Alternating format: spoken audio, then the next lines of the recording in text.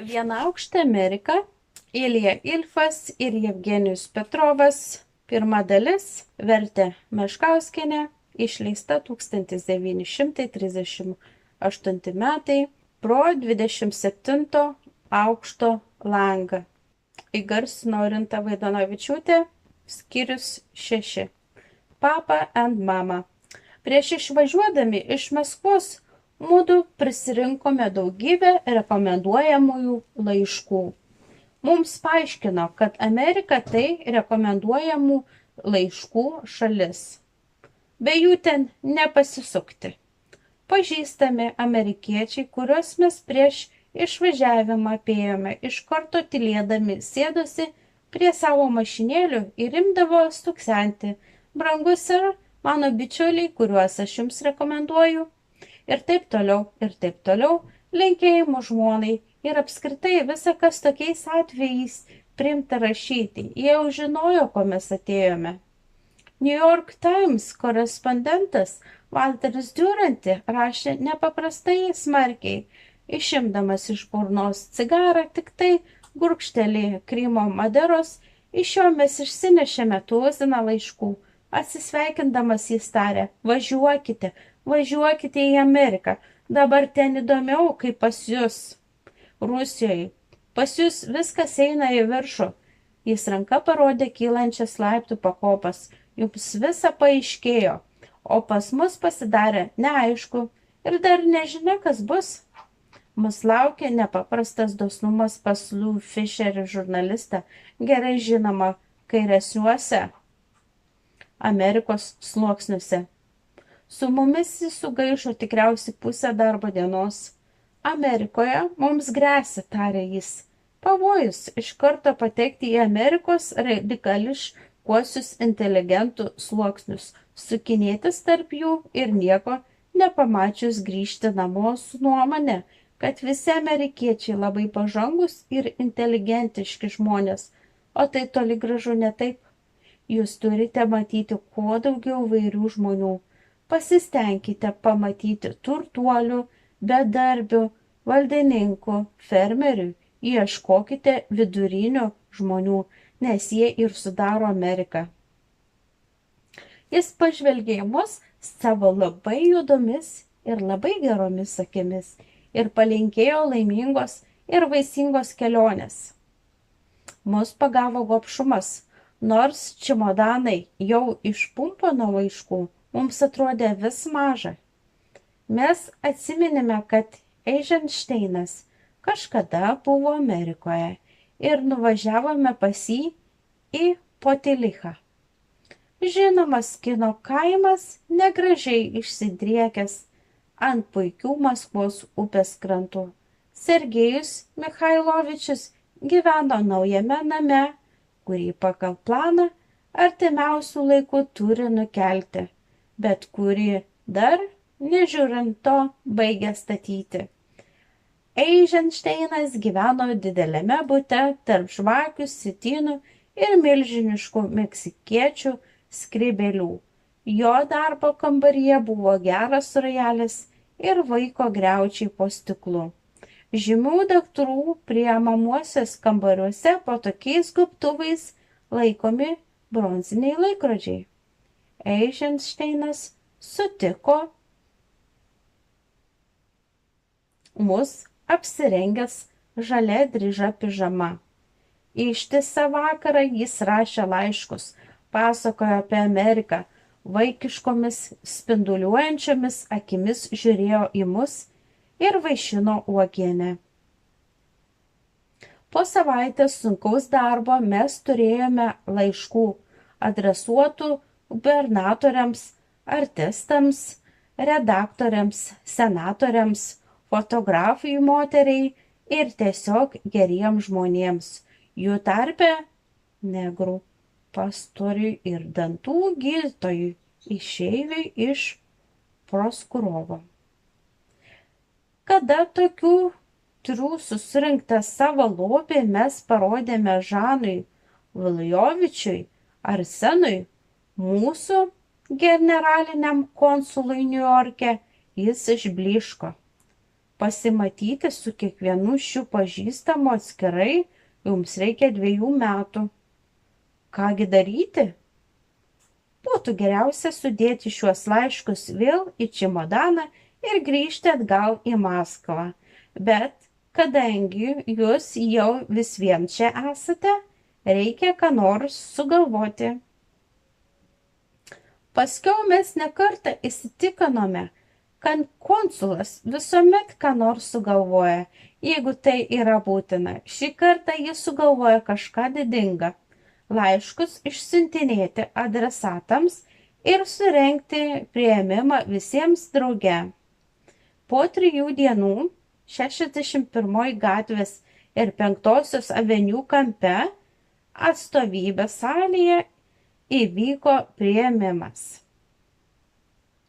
Mes stovėjome 2 aukšto aikštelėje, kurios sienos kabojo didžiulės fotografijos, rodančios Dniepro gesą, laukų valymą, kombainais ir vaikų darželius. Stovėjome mes greta su konsulu ir su nepaslėpta baime žiūrėjome į iš apačios kylančius džentelmenus ir leidį. Nesustojama srove, jie ėjo 2 valandas. Tai buvo dvasios išauktos bendromis pastangomis Diuranti, Fischerio, Eizenšteino ir dar 20 mūsų geradėjų. Dvasios atėjo su žmonomis ir buvo labai gerai nusiteikusios. Jos buvo pilnos norų padaryti visą, ko jų laiškuose prašė ir pagelbėti mums pažinti, kas yra Jungtinės valstybės. Svečiai su mumis sveikinosi ir pasikeisdavo keliomis frazėmis ir ėjo į salės, kur ant stalų stovėjo vazos su krušonais ir maži diplomatiniai sandvičiai. Buterbrodai. Mes dvasios paprastame manėme, kad kai susirinks visi, tai ir mūdu, taip sakant, iškilmių kaltininkai, taip pat nueisime į salę ir taip pat kelsime taures ir valgysime mažus diplomatinius buterbrodus, bet ne taip tai buvo. Paaiškėjo, jog mes aikštelėje turime stovėti tol, kol išeis paskutinis svečias.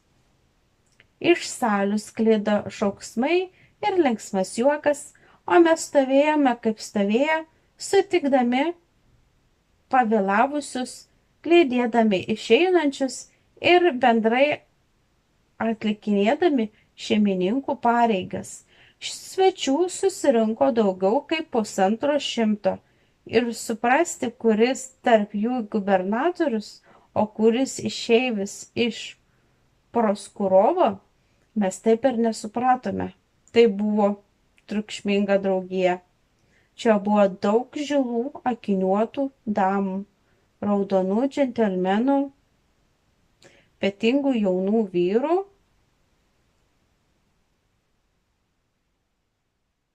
ir jaunų laibų merginų. Kiekviena šių dvasių atsiradusių iš atsivežtų vokų be abejo buvo įdomi ir mes labai kankinomės, negalėdami su kiekviena pakalbėti atskirai. Po 3 valandų svečių srovė veržėsi laiptai žemyn.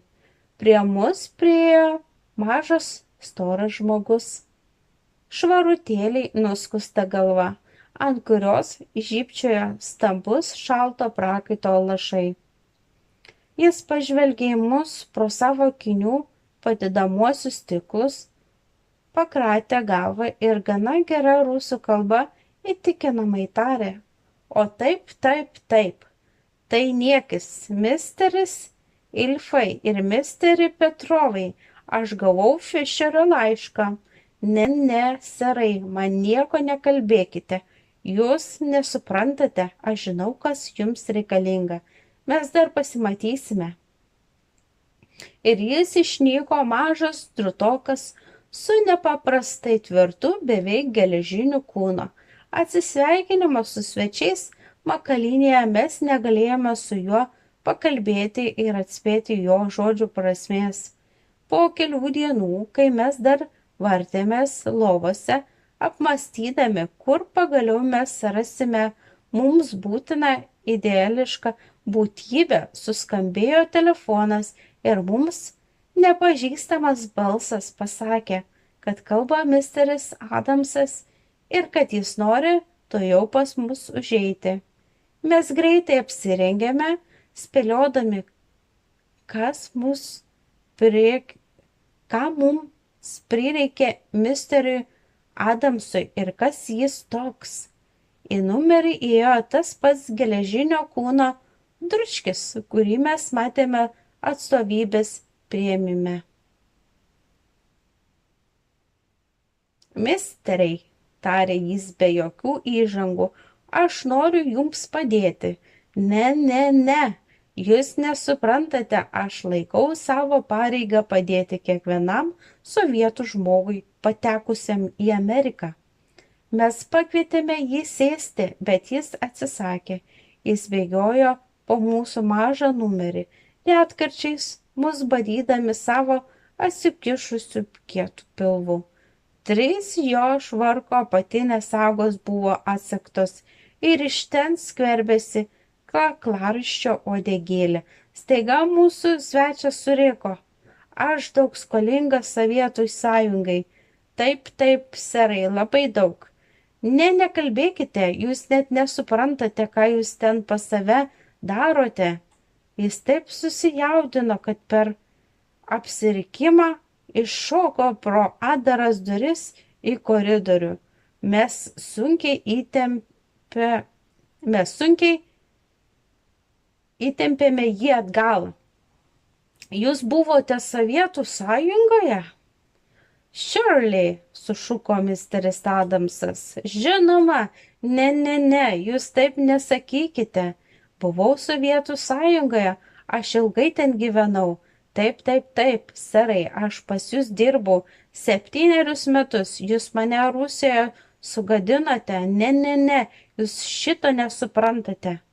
Po kelių su misteriu Adamsu pasikalbėjimo minučių mums paaiškėjo, kad mes visiškai nesuprantame Amerikos, kad mes visiškai nesuprantame Sovietų sąjungos ir bendrai ničnieko nesuprantame, lyg naujai gimę veršiai.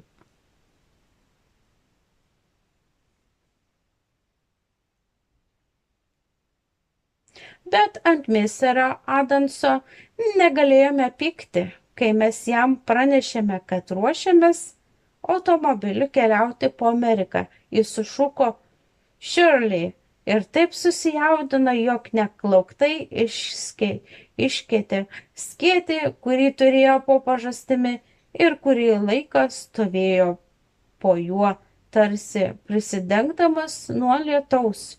Shirley, pakartoja jis, žinoma, būtų kvaila manyti, kad sėdint Niujorke galima pažinti Ameriką. Tiesa, misteri Ilfai ir misteri Petrovai, jau vėliau, kai mūsų draugystė pasidarė gana plati, mes pastebėjome, kad pareiškęs kokią nors mintį, misteris Adamsas visuomet reikalaudavo patvirtinti jo teisingumą ir tol neatsisėsdavo, kol jis nebuvo patvirtintas.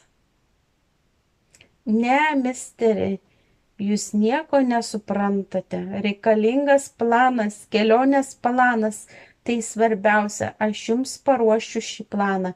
Ne, nekalbėkite, jūs nieko apie tai negalite žinoti, serai.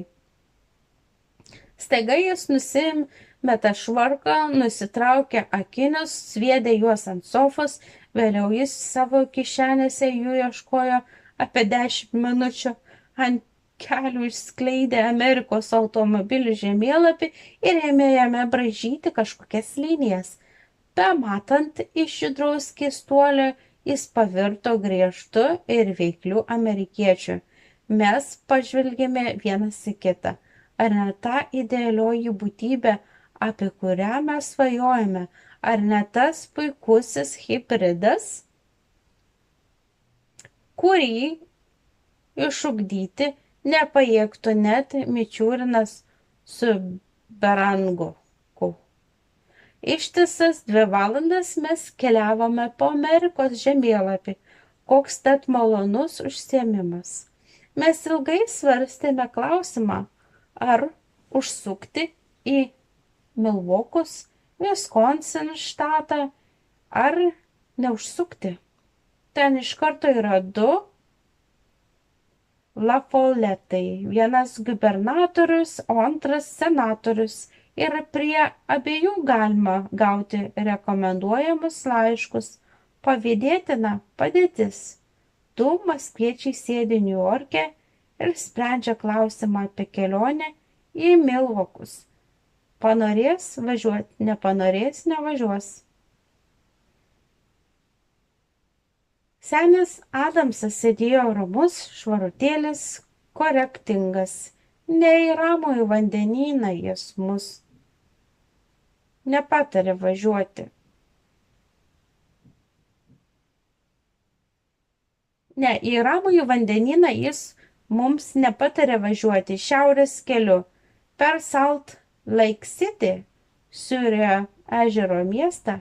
Mūsų kelionės metu ten gali būti užsnigti perėjimai. Serai, sušuko misteris Adamsas. Tai labai pavojinga, būtų kvaila gyvybę rizikuoti. Ne. Jūs neįsivaizduojate, kas yra automobilių kelionė. O mormonai, dejavome mes. Ne, mormonai, tai labai įdomu. Taip, serai, mormonai toks pat amerikiečiai, kaip ir visi. O sniegas tai labai pavojingas. Kai buvo malonu kalbėti apie pavojus perėjimus, apie pererijas, bet dar maloniau su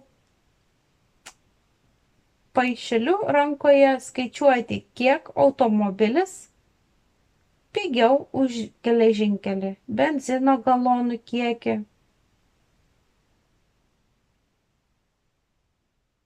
Reikalinga 1000 mylių, kaina pietų, kuklių keliautojų pietų.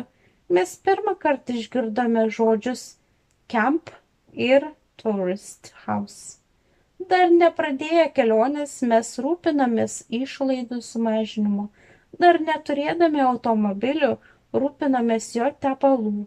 Niujorkas mums jau atrodė lyg tamsi juoda skylė, iš kurios tučto jau reikia išsiveržti į laisvę.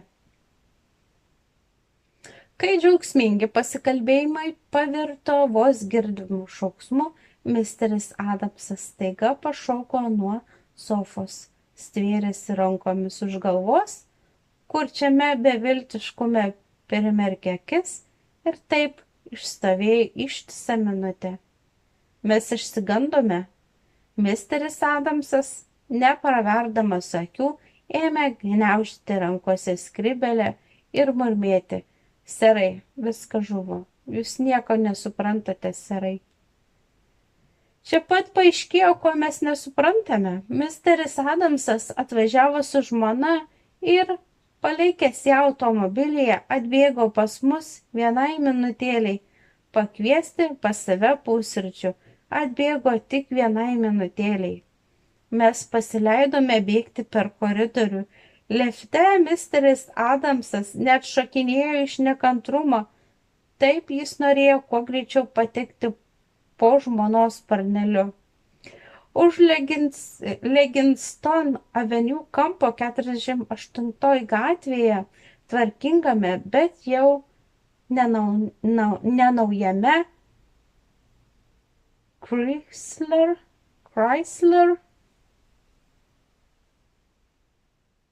sėdėjo jauna dama su tokiais pat iškiliais akinių stiklais kaip pas misterio Adamsą.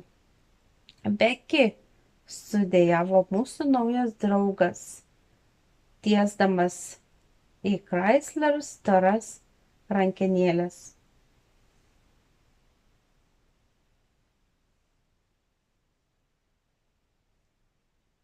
Iš sumišimo nukrito skrybėlė ir jo apvali galva sublizgėjo atsimušusiu rudeninio Niujorko saulės šviesa.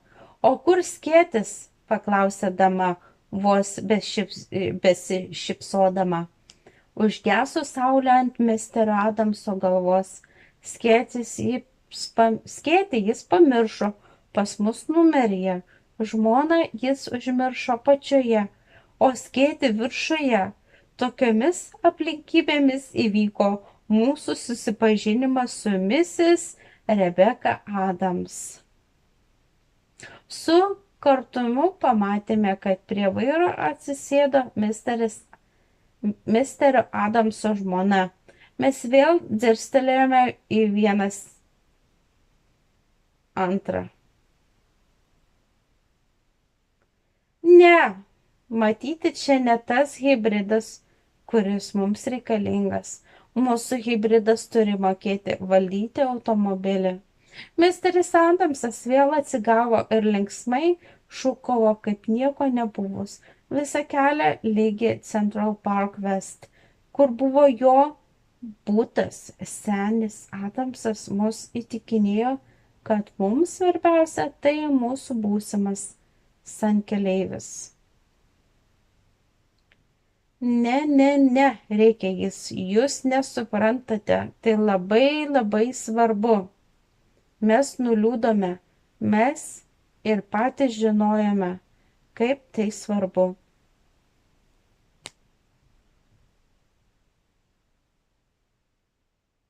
Adamsų duris mums atidarė negrė, kurios sijono laikėsi 2 metų mergaitė.